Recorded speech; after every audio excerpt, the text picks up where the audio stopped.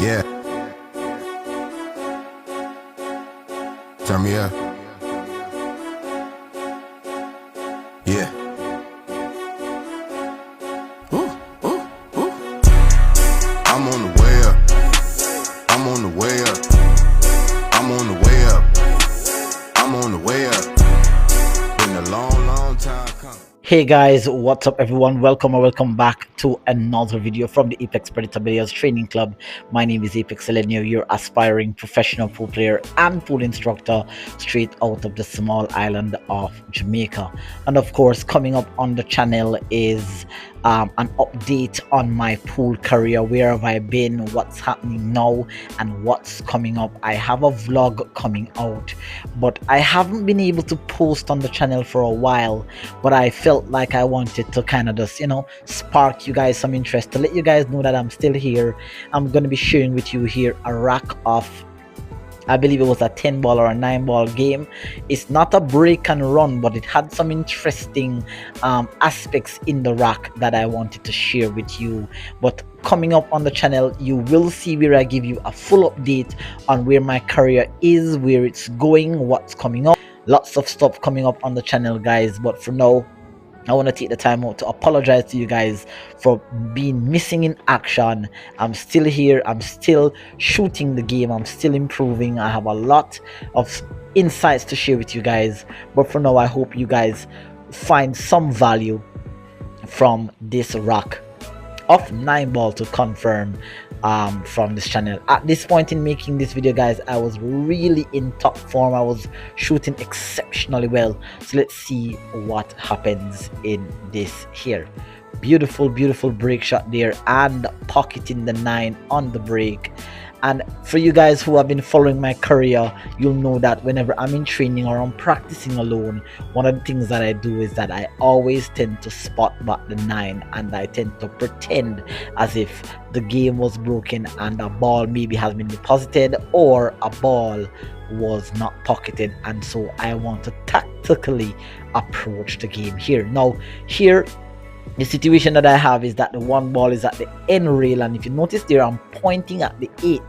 So what I'm going to be doing here is that I'm going to be using the 8 as a stopper. I'm going to be overcutting the 1, right, and using the 8 as a stopper. Then you'll notice here that I'm going to be using my cue to visualize the two rail path to come back somewhere down to the end part of the table here. So watch how the 8 will stop the 1 down here. This is something that I learned from the pros, banking it into the rail and using the 8 as a stopper. Now I got a little fortunate in terms of getting a kiss onto the 6, because I almost sold out the rack here, and so my opponent is left safe. Now guys, a lot of the insights that I'm sharing with you here are insights that I've gathered through watching a lot of videos. Like I said, I'm a self-taught pool player, and a lot of these things, guys, is that I've learned them by just practicing and experimenting. So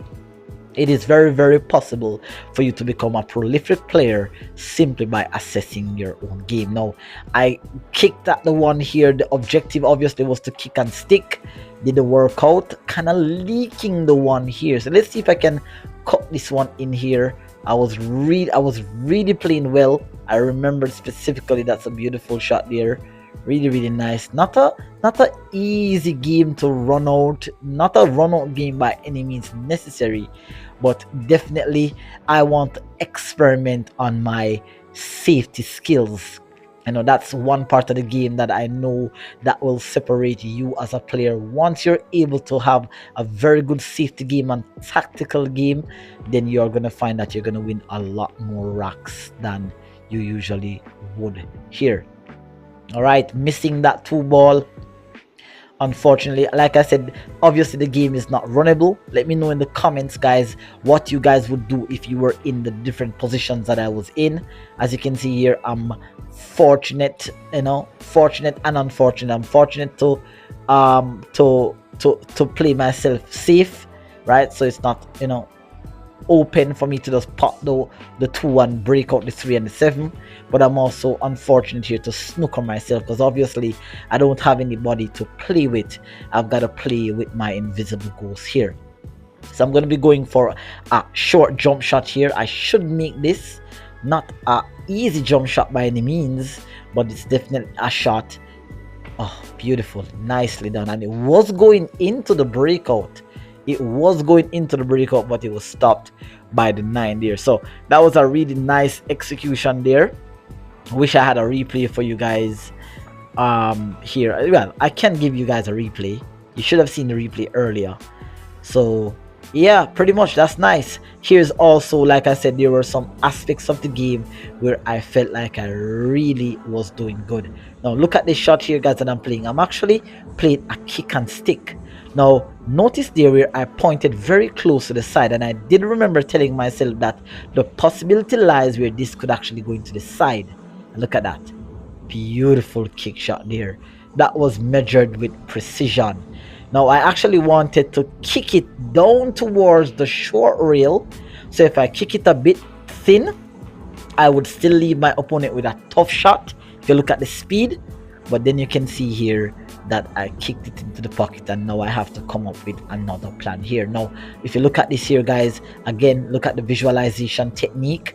I'm looking at coming off 2 cushions, and this is something I remember that I developed this 2 cushion billiard system. I will leave a link to that video. What I'm doing here, guys, is not a coincidence. Look at this, 2 cushion coming off. Look at the cue ball coming around. The aim was actually trying to come behind the 7. I got a bit fortunate in terms of the speed holding up, but I left my opponent really tough here, or left my invisible opponent really tough. So that 2 rail safety is something that you guys want to add to your game as well, right? Check out that video. I'll leave a link, and I will also, you should have seen the thumbnail. Check out that 2 rail cushion. That's something that will really add some value to your 9-ball game. Now this particular safety here was not executed well at all, but it's something that I've seen the pros do, and you really have to have an eye for these types of shots. So here's what I'm going to be doing. I'm going to be cross banking the 4. Potentially if I make the 4, I have easy position on the 5, but I also want to bank the 4 in such a way. Notice I'm pointing towards the right rail, so I'm going to be cross banking the 4. If I miss it, I want to miss it on the professional side, and I want to leave it onto the short rail. So let's have a look here. Crossover. I kind of overcut it a bit too much. Notice where the cue ball lands, and notice where the 4 ball lands. If I had banked it on the professional side, I would have been on the short rail, and also I would have left my opponent tough. So it was right, but the execution was poor. So that's also a -1 points in my book. Now I'm gonna back cut in this tin 4 here. Watch how nicely I slide around that 5. That's a beautiful shot. A pat there by Leron Harris, another upcoming B-class player, a young talent as well. We'll talk about him in future videos, but this is nice, really nice. Notice now that I'm actually just going through my pre-shot routine. I felt like this rack was really good to some extent. There were aspects of the rack that I felt like I did really good. So this is really nice here, you know, just walking around. I think at the current moment as I'm playing right now, I really have been missing this piece of the puzzle, but I'm happy I'm able to edit this video to remind myself of what it takes to really play some good game of 9-ball here. Beautiful shot there, beautiful stroke. And like I said, I'm using the cue currently right now, guys. I have a new cue that I'm using, carbon fiber full set. So my game has diminished completely, and now I'm in the process of rebuilding this again. Now here, wow, this was very lucky. As you can see, very lucky. I'm trying to go 3 rails, but I don't think I have the stroke or I aim correctly, because you can see I'm aiming with top spin. I should have aimed. Look at that. Ooh, almost scratched. I should have aimed. You can see I'm laughing. I have a smirk on my face. I almost cannot believe how is it that I got positioned back onto this 8 with such a horrible shot. But I really should have used a little bit more center left spin there to get that cushion coming around, but it didn't work out. I'm a little bit jacked up. Camera is close to my hand, but I'm trying to finish the rack at least strong, you know, trying to finish the rack strong. And like I said, guys, this was not a break and run, but it had some really good things in it that I felt like I needed to share with you.